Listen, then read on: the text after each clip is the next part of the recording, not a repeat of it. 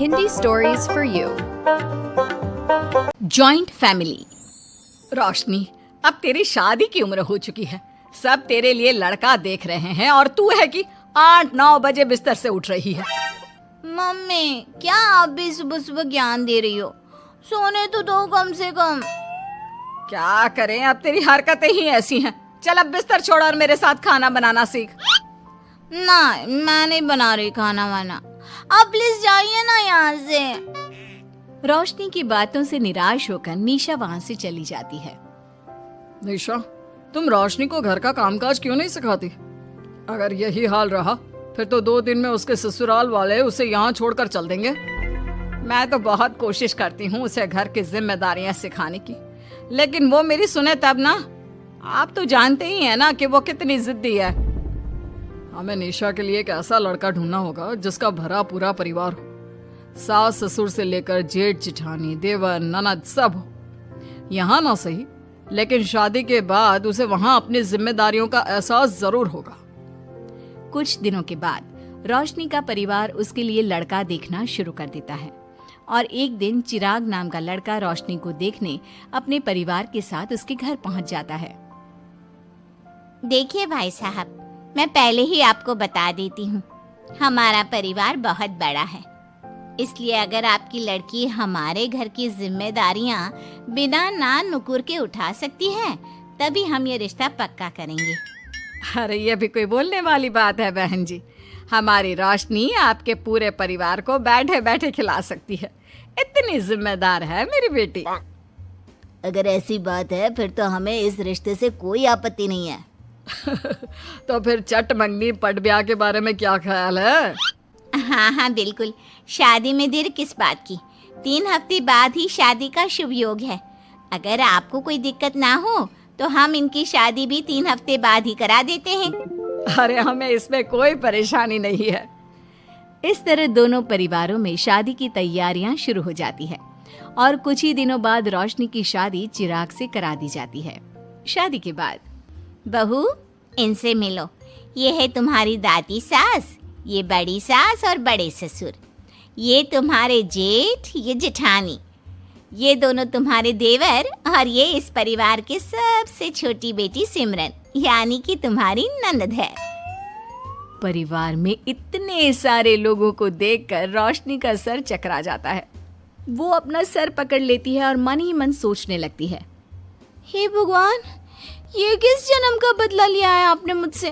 मैंने क्या बिगाड़ा था आपका जो आपने मुझे ऐसा परिवार दिया?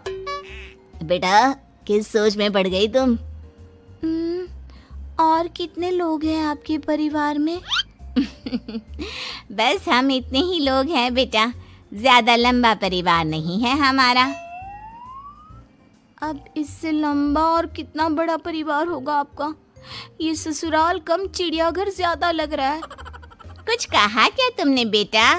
नहीं मम्मी जी, वो मैं बहुत थक गई हूँ, तो क्या अब मैं सोने जा सकती हूँ? हाँ, क्यों नहीं बहू। चिराग, बहू को अंदर कमरे में लेकर जा। जी माँ। चिराग रोशनी को अंदर कमरे में लेकर जाता है। चिराग, मुझे यहाँ नहीं रहना, मुझे अलग रहना है। ये तुम क्या बोल रही हो रोशनी? अभी तो आई हो तुम और अभी अलग होने की बात कर रही हो। परिवार वालों को पता चलेगा तो कितने दुखी होंगे वो लोग। मुझे नहीं मतलब किसी से, और इसे तुम परिवार कहते हो? ये परिवार कम कोई गली मोहल्ला ज्यादा लग रहा है। रोशनी, अभी तुम नई हो इस परिवार में, इसलिए शायद तुम्हें ऐसा लग रहा है। कुछ दिन में आदत हो जाएगी तुम्हें। चिराग की बात सुनकर रोशनी अपना सर पकड़ लेती है। आपको समझाना तो दीवार में सर पटकना है। मैं सो रही हूँ, लाइट ऑफ मत करना, मुझे अंधेरे में नींद नहीं आती। इतना बोलकर रोशनी बिस्तर पर लेट जाती है। रोशनी को देखकर चिराग का मुंह खुला का खुला रह जाता है। वो भी पैर पटकते हुए बिस्तर के दूसरे कोने में अपना मुंह मोड़कर सो जाता है। अगले दिन, देवरानी जी, आप उठ भी जाइए, सुबह के 6 बज चुके हैं। सोने दो ना मम्मी, क्यों परेशान कर रही हो? देवरानी जी, मैं आपकी मम्मी नहीं जेठानी हूँ। सुबह सुबह क्या मजाक है मम्मी? इतना कहकर रोशनी अपनी आंखें मसलते हुए उठती है और अपनी जेठानी को देखकर चौंक जाती है। दीदी आप यहाँ? पिछले 1 घंटे से तुम्हें उठा रही हूँ, लेकिन तुम हो कि अब उठ रही हो?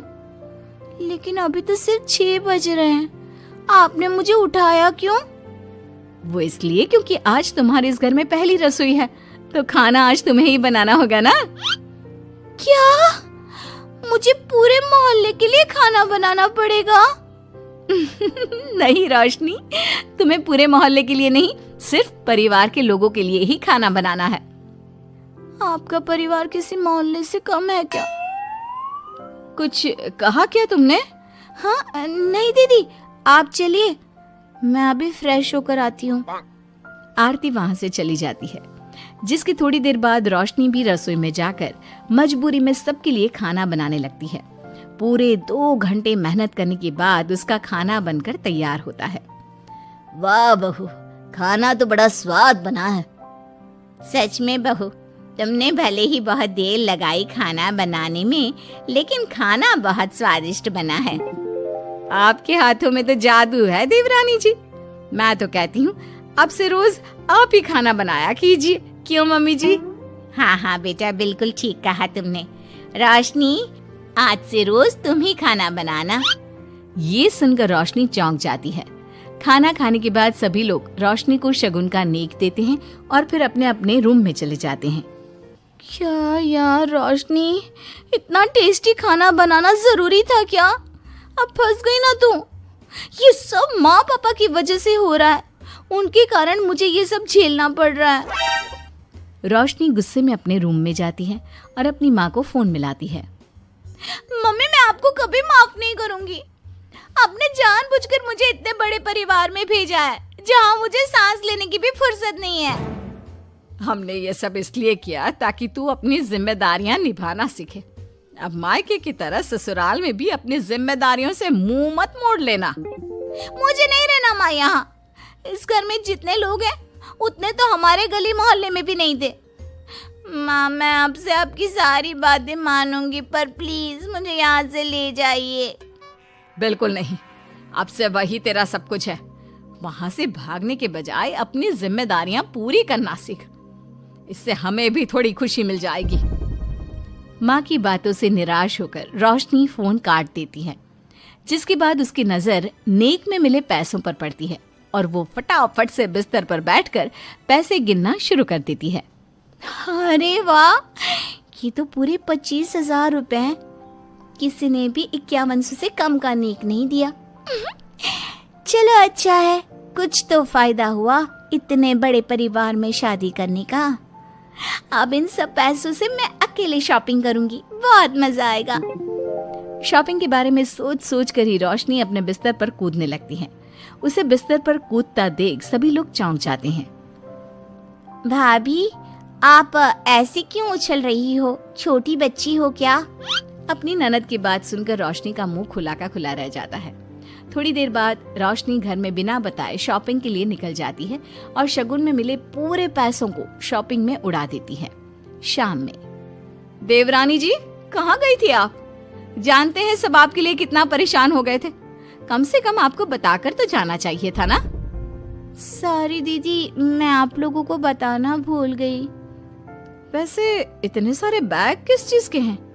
तुम शॉपिंग करने गई थी क्या?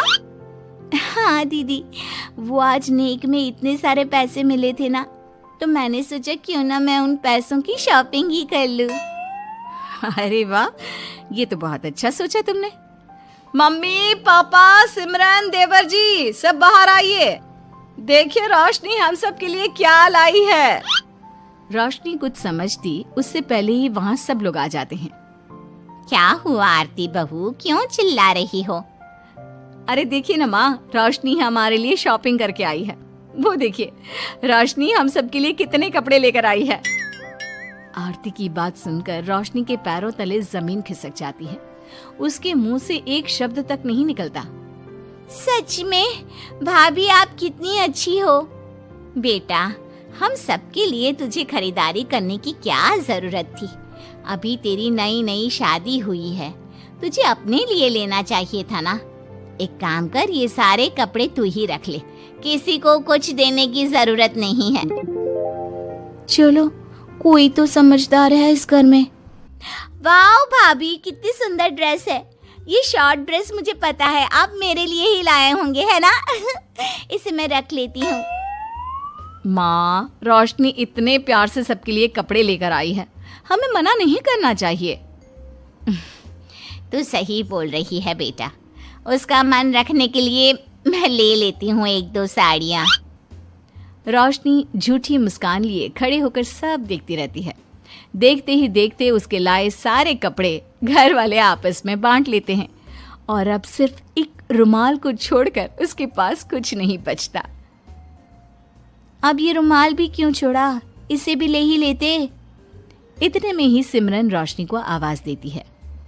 भाभी, वो गलती से रुमाल रह गया है, क्या वो मुझे मिल सकता है? रोशनी वो रुमाल भी सिमरन को दे देती है। इतनी मेहनत से मैंने ये सब कुछ लिया था, लेकिन इन लोगों से मेरी खुशी बर्दाश्त नहीं हुई, कुछ भी नहीं छोड़ा।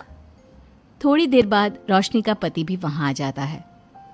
मैंने सुना है आज तुमने सभी के लिए खरीदारी की है, तुम मेरे लिए कुछ लेकर नहीं आई? बस फिर क्या था, इतना सुनते ही रोशनी का पारा हाई हो जाता है और वो चिराग को घूरने लगती है, जिससे चिराग डर के मारे वहां से खिसक जाता है। हाय रे, फूटी किस्मत मेरी, जो ये जॉइंट फैमिली मेरे मत्थे चढ़ी।